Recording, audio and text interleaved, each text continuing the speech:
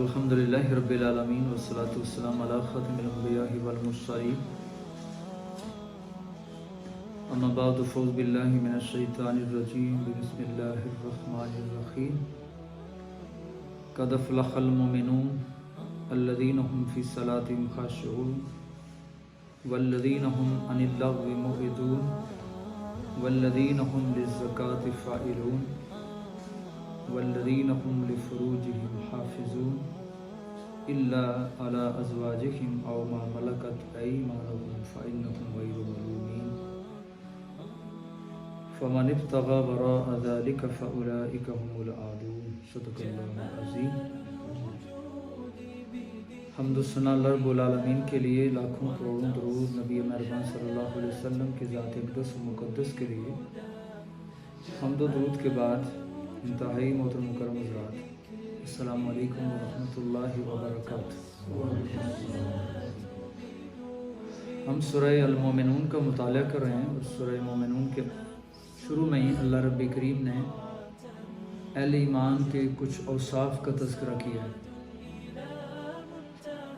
اللہ فرماتے ہیں کہ ایمان والے وہ ہیں جن کے اندر یہ خوبیاں پائی جائیں گی۔ گویا میرے اور آپ کے لیے پیغام یہ ہے کہ اگر ہم بھی واقعی سچے ایمان والے بننا چاہتے ہیں تو اپنے اندر ہمیں ان خوبیوں کو، ان اوصاف اور خصوصیات کو اپنانا ہوگا۔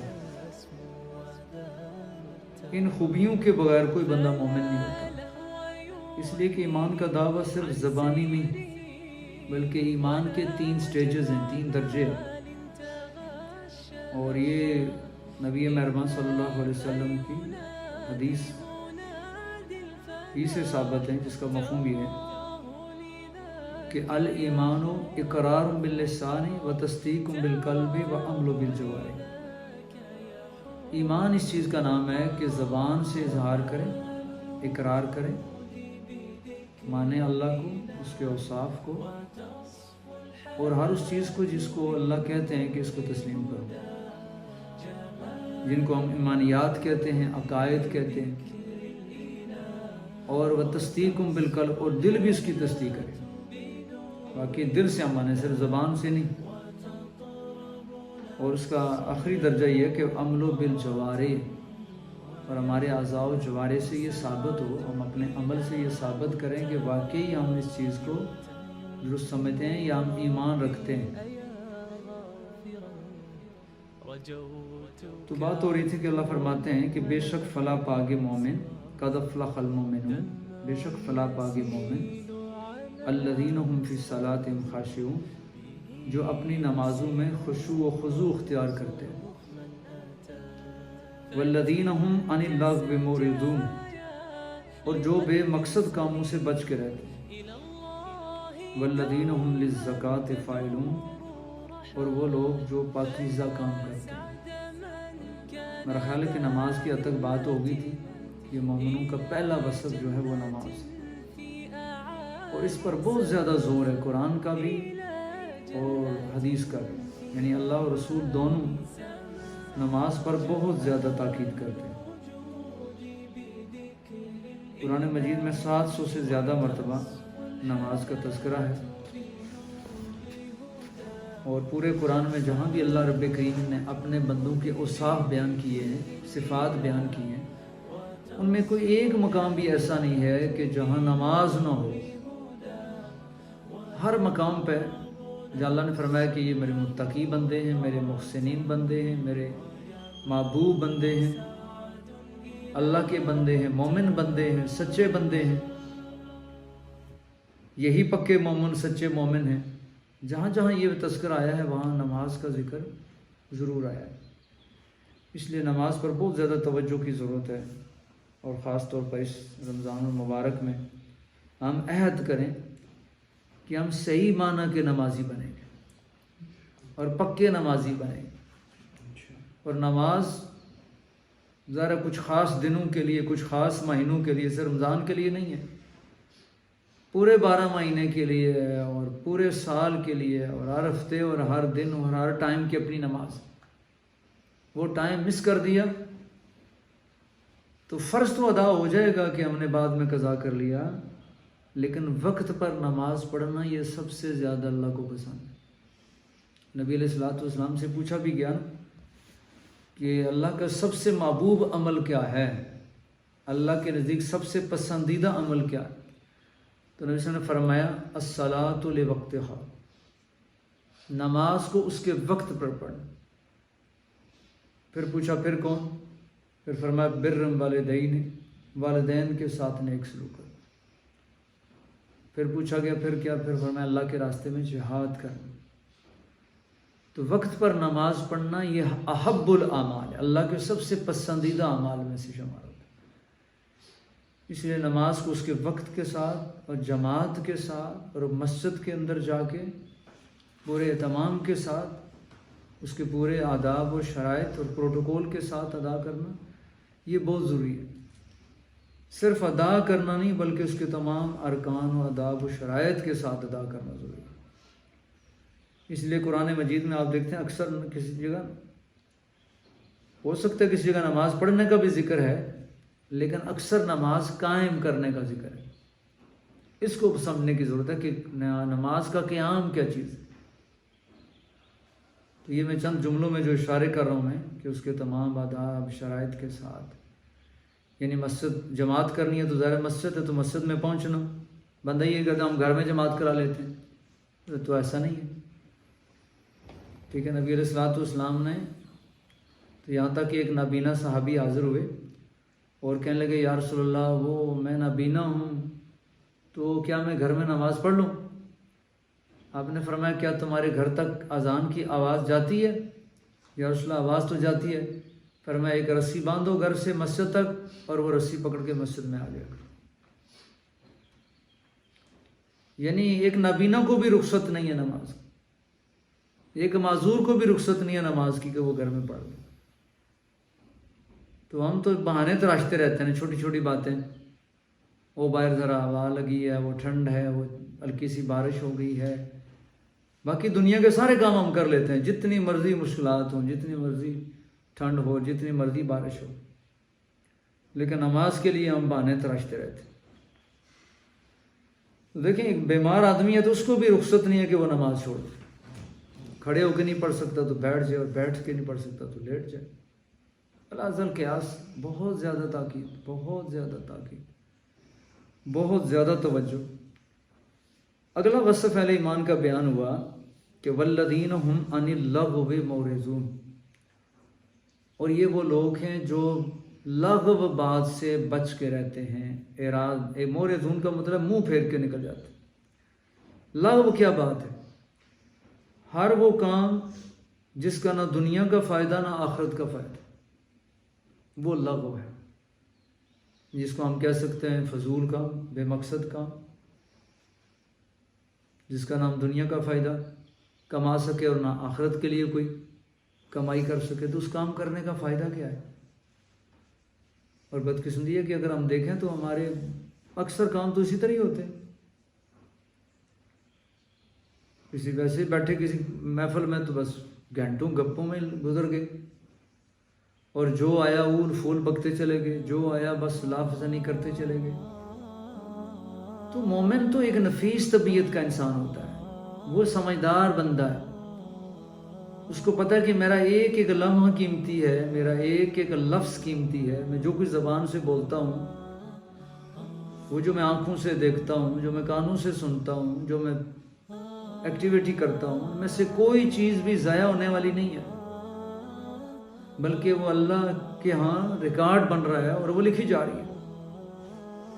جیسے اللہ فرماتے ہیں 26واں پارہ سورہ قاف ہے کہ ما یلفظ من قول الا لدیہ رقیب عتید، بندہ ایک لفظ اپنی زبان سے نکالتا ہے تو وہ اشعار لکھنے والے اس کے ساتھ موجود ہوتے ہیں۔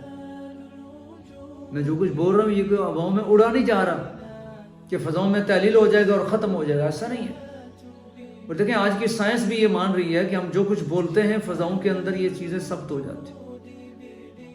اس لیے دیکھیں ہم تصویریں بھی دیکھ سکتے ہیں، آوازیں بھی سن سکتے ہیں، فضا کے اندر سے وہ چیزیں ہم بس ایک سسٹم بنا لیتے ہیں، جنریٹ کر لیتے ہیں، وہ اس قابل ہو جاتا ہے کہ وہ آوازوں کو کیچ کر لے، ان کی فریکوینسی ہم ملا لیں تو باتیں ہم سن سکتے ہیں، دیکھ سکتے ہیں تصویریں. اس کا مطلب ہے فضا کے اندر یہ چیزیں موجود ہیں، تو اسی لیے ہم دیکھ سکتے ہیں نا. تو اس کے ساتھ ساتھ یہ دو فرشتے لگے ہوئے ہیں کہ ہماری زبان سے جو لفظ ادا ہوتا ہے بس اس کو نوٹ کرو. بلکہ میں تو سمجھتا ہوں وہ جو قرآن کی آیت ہے کہ ان السمع والبصر والفؤاد کل اولئک کان عنہ مسئولا، کہ بے شک کان اور آنکھیں اور دل ہر چیز کے بارے میں سوال.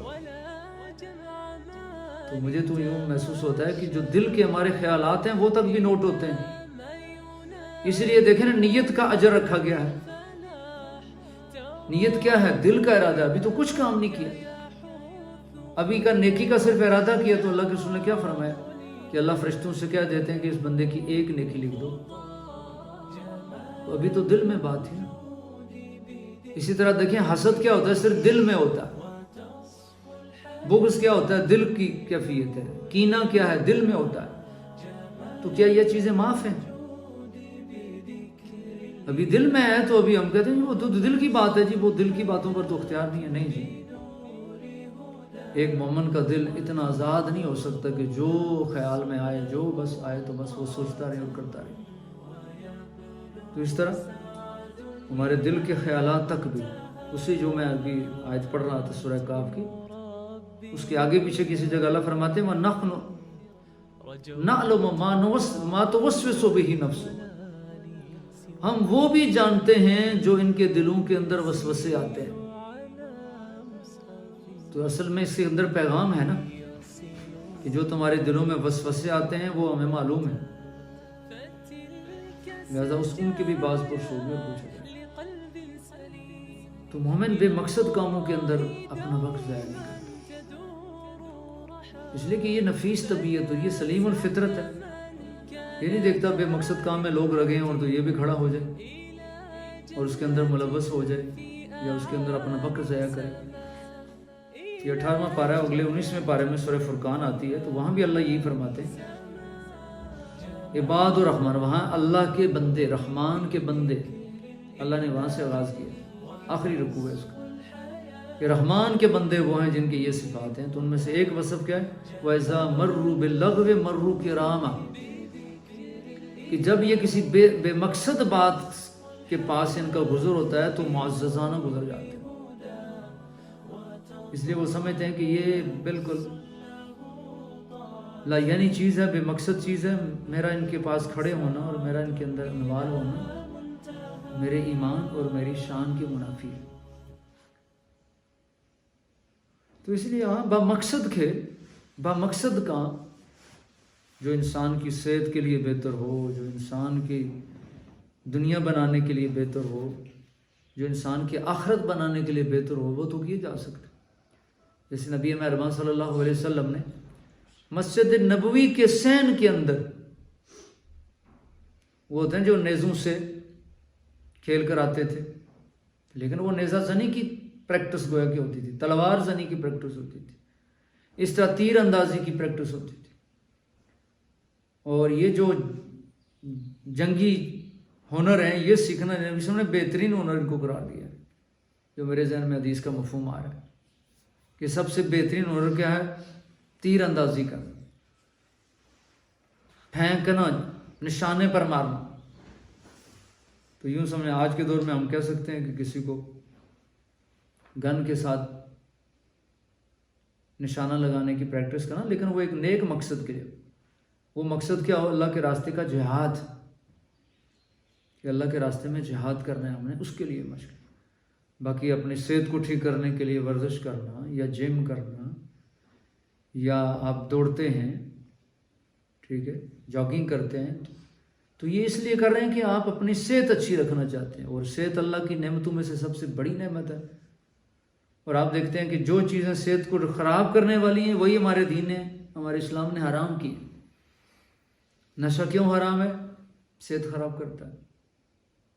حرام چیزیں جتنی بھی ہیں آپ ان کی تحقیق کریں گے تو وہ انسانی جسم کے لیے مضر ہوں گے، نقصان دہ ہوں گے. اس لیے علماء کرام نے وہ چیزیں جو اس دور میں نہیں تھی، مثلا سگریٹ ہے، بیڑی ہے، چرس ہے، یہ اس دور کی چیزیں تو نہیں، آج کے دور کی چیزیں ہیں. تو علماء نے ان کو حرام کرا دی، اس لیے کہ یہ انسانی صحت کو خراب کرتی۔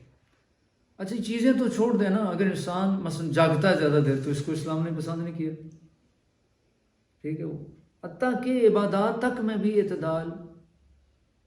ایک دن نبی صلی اللہ علیہ وسلم جا رہے تھے، دیکھا کہ بندہ بے ہوش پڑا ہے اور لوگ پنکھے جھلا رہے ہیں، تو کہا بھائی کیا ہوا؟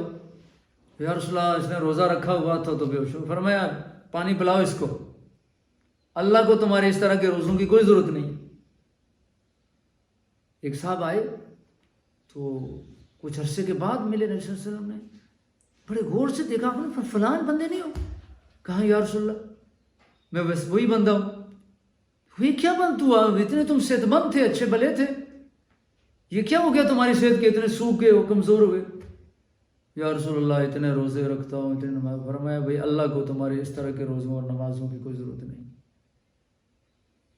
اس طرح صحابہ کو بتایا کہ دیکھو میں رات کو عبادت بھی کرتا ہوں، سوتا بھی ہوں، میں روزے بھی رکھتا ہوں، میں افطاری بھی کرتا ہوں، میں نے شادیاں بھی کی، اس لیے تمہارے اوپر تمہاری جان کا اور تمہارے اہل و عیال کا حق ہے، تمہاری آنکھ کا حق ہے۔ وہ پیغام ہے کہ اتنا نہیں رات بھر جاگتے رہنا کہ صحت خراب ہو جائے، ایک دن تو خوب تہجد پڑی، رات پوری نماز، دوسرے دن لیٹ گئے۔ تو خیر اس طرح ہمارا دین یہ بتاتا ہے کہ اہل ایمان کس طرح کے لوگ ہوتے ہیں کہ وہ کسی بے مقصد کام کی طرف توجہ نہیں کرتے۔ لہٰذا ہمیں اپنے کاموں کی ذرا لسٹ بنانی چاہیے، ذرا دیکھنا چاہیے، اپنے اوقات کا جائزہ لینا چاہیے کہ ہم کن کن کاموں میں اپنے اوقات ضائع کرتے ہیں۔ آج سب سے زیادہ بس یہ موبائل ہے، گھنٹوں ان کے اندر ہم گزار دیتے ہیں۔ مقصد فائدہ، مثلا ہمارے نوجوان لوگ ہیں، کوئی ریسرچ ورک کر رہے ہوتے ہیں، کوئی انہوں نے کوئی اسٹڈی کرنی ہے اس کے اوپر، کچھ بھی نہیں ہوتا، بے مقصد خام خواہ کی چیزیں دیکھے جا رہے ہوتے ہیں۔ اور ان میں سے کئی چیزیں تو واقعتاً ایسی ہوتی ہیں جو شرعاً ممنوع ہیں، ان کو دیکھنا ناجائز ہے، حرام ہے۔ مثلا عریانی اور فحاشی کی چیزیں دیکھنا قطعی طور پر حرام ہے، ناجائز ہے، ان کو دیکھنا منع ہے۔ تو دوسرا اس کے بعد اگلا وصف اللہ بیان کرتے ہیں کہ والذین هم للزکاۃ فاعلون، جہاں یہ کہا کہ وہ بے مقصد چیزوں سے بچ کے رہتے ہیں تو کرتے کیا ہیں؟ فرمایا پھر وہ پاک ہیں، یہ وہ لوگ ہیں جو پاک کام کرتے ہیں، اچھے کام کرتے ہیں۔ اگر اس کو دوسرے لفظ میں بنے کہ اچھے کام کرتے ہیں، ہمارے دین کی اصطلاح میں نیک کام کرتے ہیں، خیر اور بھلائی کے کام کرتے ہیں۔ ذرا ایک نفیس آدمی تو گندے کاموں کی طرف نہیں جا سکتا اور سوچ سکتا۔ ایک نفیس آدمی کیا ہے؟ وہ بے مقصد کاموں سے بھی بچے گا اور غلط کاموں سے بھی بچے گا۔ کیا جائے کہ وہ کسی گندے کام کے اندر ملوث ہو جائے، یہ ہو نہیں سکتا۔ اور دیکھیں ایمان کا تقاضا بھی یہی ہے کہ ایمان کیا کرے گا؟ ایمان ہمیں دعوت ہی یہی دیتا ہے کہ ہر وہ ہم کام کریں جو اللہ کا پسندیدہ، رسول اللہ صلی اللہ علیہ وسلم کا بتایا ہوا۔ لہذا مومن پاک کام کرتا ہے۔ ایک جملے میں پاک کام کیا ہے؟